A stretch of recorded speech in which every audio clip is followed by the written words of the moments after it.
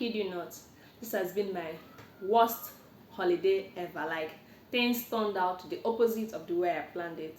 Like, everything just went the wrong way, guys. Everything really went the wrong way. It was a really sad experience for me, a very sad one.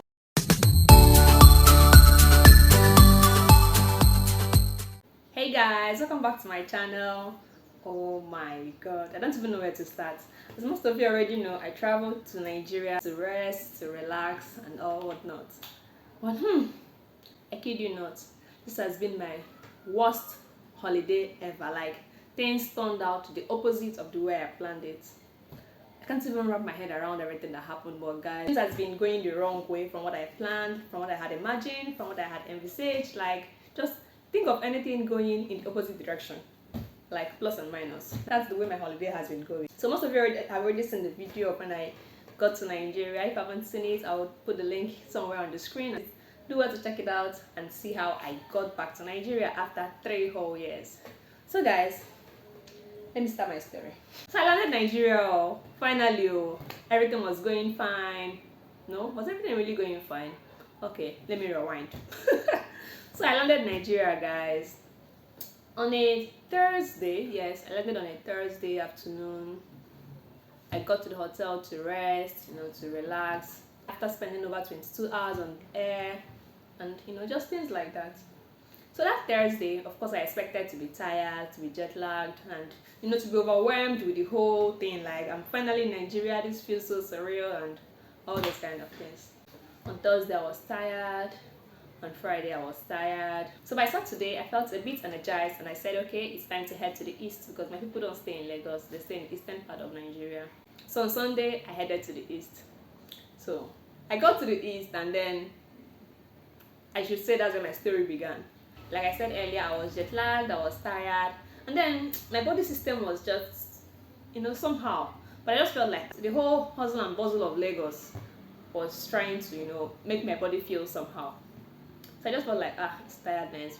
Within a few days, I'll be fine. So I just felt some little pain here and there, and then I took pain medications, and I felt a bit relieved. But there was something that, that just couldn't go, and that was the cough. Immediately I landed, I started coughing. At the point I felt maybe I had COVID, but I had taken my test on Tuesday before leaving Japan on Wednesday and then arriving in Nigeria on Thursday. And then when the result came out, it was negative. So, but I might have attended on air, or even prior to the test, but maybe it hadn't shown. So I was like, maybe I had COVID. And that's why I insisted I had to stay away from people, just lodge somewhere and then quarantine myself. So on the second day after I arrived, I went for a COVID test because in Nigeria, when you arrive, if you're fully vaccinated, you have to take a COVID test on the day 2 after arrival. And the result came out, it was negative. So that also made me, know that it's just the weather and all those kind of things. So it will just probably phase out in a few days and something like that. So back to where we were. So I got to the east on Sunday. Yes, on Sunday. I was super duper tired. So that's how Sunday went. So Monday passed. The cough was quite serious, and then my energy was dropping, going up, coming down. On Tuesday, okay, I woke up a little bit energetic. I said, okay, I was going to see my parents that day. I'm sure you guys must have seen the video of how I surprised my people. If you haven't seen it, the link is also in the description box below. Make sure you watch it. So on Tuesday, I went to see my people, and I was so happy. Having the whole euphoria, enjoying the moment, basking in the whole everything, happiness and all whatnot. But within me, I wasn't feeling so good health-wise. I felt like my body system was reacting to something. And then I concluded it was the air. Besides, it's Hamatan and the weather is usually dry, and then sometimes it's mostly windy, so there's a lot of things in the atmosphere that we breathe in. So when this thing kept happening, especially with the cough, I felt like it was respiratory tract infection. So I said, okay, I was going to see a doctor the next day. But my people didn't even allow me to rest. So Tuesday went by, I didn't see a doctor. On Wednesday, I didn't see a doctor. But I think by Wednesday morning, I was generally feeling better, except for the cough. But at least the tiredness had gone. I wasn't really so fatigued anymore, and my appetite wasn't also going down. So I felt like I was just tired. So because my appetite was still there, which is usually not the case when I'm ill. So I was like, it's not something serious. So Thursday came, I was still feeling very fine, very okay. I ran some errands in the evening. I went to eat something I hadn't eaten in 3 whole years, guys. So in fact, I had a list of things I planned to eat when I get back to Nigeria. So this thing I had eaten, I don't want to mention the name, was on the list of what I had planned to eat. So after eating, I felt good. I went home. Then sometime in the middle of the night, that should be in the morning of Friday, I was having this stomach ache, just rumbling and pumbling like they were having a wrestling match in my belly. That's when it dawned on me that what I had eaten wasn't good for my belly. But I'm like, okay, maybe use the toilet a couple of times and everything will be fine. I was meant to travel to the village that Friday. So we got on the road, heading to the village, and then started dawning on me that this is already beyond just cough and minor belly ache. I was feeling so uncomfortable generally. I was sweating uncontrollably, even though the weather was hot, but I was sweating beyond what is normal for me, I would say. And then when we got to the village, I was tired. I just kept pulling myself together, trying to, put up a smiling face. And then, boom, on Saturday. Guys, guess what? Saturday was Christmas. On Saturday, it hit me real hard. Nothing could stay down. Everything I was eating, I was throwing up. Just for no good reason.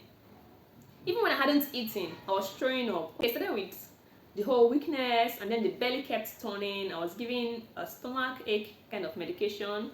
It made me feel a little relieved, maybe temporarily for about 2 hours or thereabout, but the whole pain resurfaced again, and that was it, guys. That was when everything went downhill. I couldn't keep anything down again. I just had to sit outside and just kept throwing up and struggling for fresh air. So that's when everybody said, no, this is not normal. It's not something we can manage at home. Let's take her to the hospital. This is Christmas afternoon. So we headed to the hospital, and then 1 or 2 tests were run and the result came out. They said I didn't have malaria, which is what I was expecting to hear because I'm in Nigeria. Malaria is quite prevalent here. And then they mentioned something like respiratory tract infection, which the doctor actually suspected when I gave him my history. And I also thought of something in that line because the air was polluted because it's Harmattan, so many things in the air, just like when you have pollen in the air, I think if it's summer or springtime in Japan. So that's how I placed on medication on 25th, which was the Christmas day, placed me on drip. So that's when the whole thing started dawning on me, like, this is Christmas day, I'm in the hospital, I'm going to be placed on drip. This was already around 7 p.m. I hadn't even eaten Christmas rice, guys. Christmas rice, the thing that brought me back, I hadn't eaten it. I hadn't eaten Christmas chicken, guys, as well. Like, what? And I was seeing meat in quantum, like in large numbers. Since we are close and far away from me at the same time, like, you're smelling it, but you can't eat it because you can't keep it down if you eat it. So what's the essence? And then it's not enticing you like it should. Guys, that was when everything turned sour. Like, I started feeling so annoyed because this is Christmas day.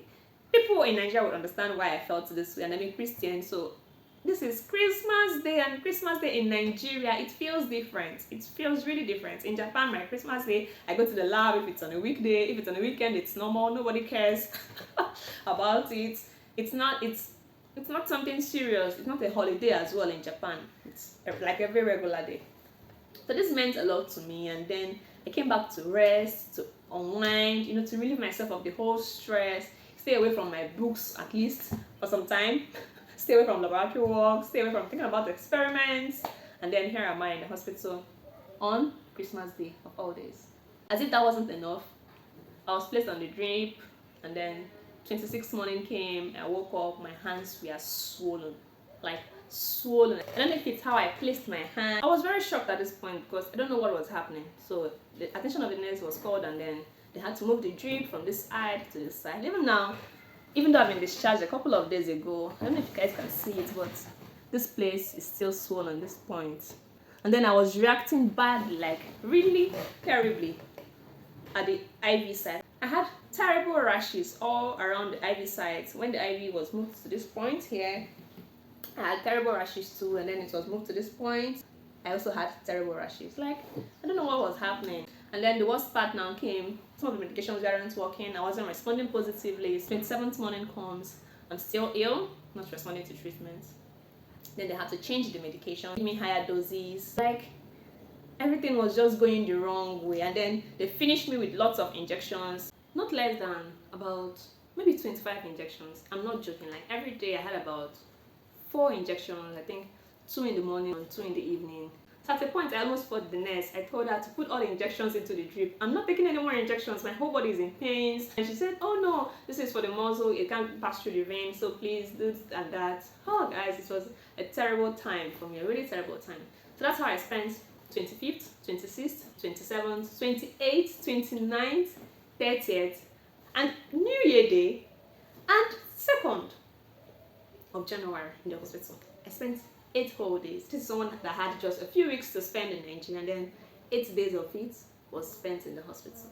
So you can imagine my sadness. You can imagine how terribly I felt. Like, everything just went the wrong way, guys. Everything really went the wrong way. So it's a really sad experience for me, a very sad one. But I'm happy at least I got to meet everybody in good health, people I haven't seen in a long while, even though I couldn't even see much people as well. But at least I'm thankful for the opportunity to meet my people and those who are very dear to me. You know, everybody was even shocked that I was shocked that I fell ill. And I'm like, were you guys expecting me to fall ill? And they said, not really, but you've been away for 3 whole years. Your body system is now different. So definitely, the atmosphere, the environment is going to make you feel some kind of way. But I didn't see that coming. I mean, it's been just 3 years, and I left as a full-grown adult who was over 20 years.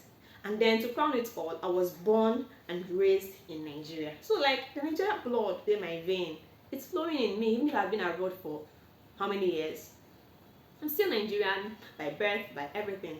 Oh, so I didn't see that coming. If I had spent maybe about 7 or 10 years, maybe, just maybe, it might be justifiable.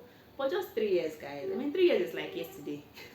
Not really yesterday, but I just found it hard to believe that if I left as a child, maybe if I was maybe in elementary school and then now I'm in higher institution, I can say maybe my body is still, you know, developing. So maybe 3 years can have a huge impact. But I left as a full-grown adult. So I just didn't believe what they were saying. I just couldn't wrap my head around it. But obviously that's what it is. Our bodies are very sensitive. Like, any little thing can change the way we feel, the environment, the food, just so many things. Speaking about food, all the things I had planned to eat in the hospital without the appetite, and then with the way my body reacted after eating one meal, I just became very conscious of what to eat, you know, just being scared of eating generally. I basically stuck to one meal almost all through my stay in the hospital because I just didn't want to risk it anymore. I was tired of taking injections, taking drips, and then the most annoying of them all, I wasn't responding to treatment, to most of the drugs. I had lots of drugs. And then as if that wasn't enough, when I was discharged, I was given loads of drugs, like loads of drugs, as if as if I have been joking all this while. In fact, when I was being discharged and then all these drugs were given to me, I was like, what are you guys doing? What have you been doing all this while? If I've been taking drip, taking injections, and then you'll be giving me medications, like they give me the routine medications from time to time, then why do I have to take this much medicines? Just take a look, guys. Just imagine, I still have to take this much medications, like lots of them. I think this one is for malaria, this was for pain, this is antibiotics, like lots of medications. And this is my cough syrup for my unending cough, but now I feel much better. And then this was for my rashes. Like I told you guys, I was reacting at the site of the IV, so they gave me this icy lotion. Now the rashes have disappeared. You guys can see the swollen parts much better that I was describing. Like, I really went through a lot, guys, and some have finished already, some are still there. I think this was among the first set of medications given to me. This is the date. This was 25th December, but I didn't finish the medication because it wasn't working for me. So it was among the medications that was changed at some point. Same as this one, I didn't finish it too because it was changed as well. It wasn't working like the other one. This one too, you can just see the date. It's 25th, this Christmas day. So guys, you can see how a greater part of my holiday went, like 8 whole days in the hospital. Then we're going to add more days that I took recovering. I had to reschedule. My flight enabled me breathe, like just let me have some time to breathe and recover properly. But at least so far, there's been a lot of improvement. Of course, I improved very well before I was discharged, but recovering, and then I just feel very sad, like really very sad, spending the Christmas, the New Year, like the whole festival and celebration spirit wasn't just there anymore. This is what I really wanted to feel. I came back having that whole energy, feeling so enthusiastic, looking forward to the whole celebrations, the merry and everything. But this is here I am, not to talk about the expenses I've made in the hospital, and even how it has affected my loved ones who are taking care of me as well. It's also affected their holidays. Thanks to everyone who has been very supportive, family and friends. I really appreciate you guys. I thank you guys so much for being there. Spoiling the whole excitement and fun, but what can one do? That's where I find myself. So guys, what do you guys think? You've seen my plight. I don't even know how to feel, but I just said I'm going to take things in a more positive light.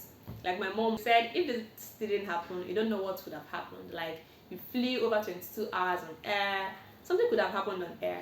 So it's better something like that happens. I don't know why Nigerian moms or some moms think like that, but I don't really think so. Maybe something couldn't have happened. Like, is it everybody who comes back that falls ill? I don't think so. So I don't really think something else would have happened, but well, you gotta believe our moms. We gotta respect them. So guys, that's it from me today. Let me know in the comment section what you feel about my plight. How would you react if you were in my shoe? How would you feel? Would you regret coming back home? Would you regret having made this journey? Like, how would you have felt? Honestly, when I was in the hospital, I was bitter. I felt really sad. But now, let's just say I'm just in between sad and happy. Not very sad, not very happy. Just taking each day as it comes and then being grateful for life. Because last year really dealt with me, but thank God for where we are today. And so that's it from me, guys. See you in the next video. Catch ya. Bye.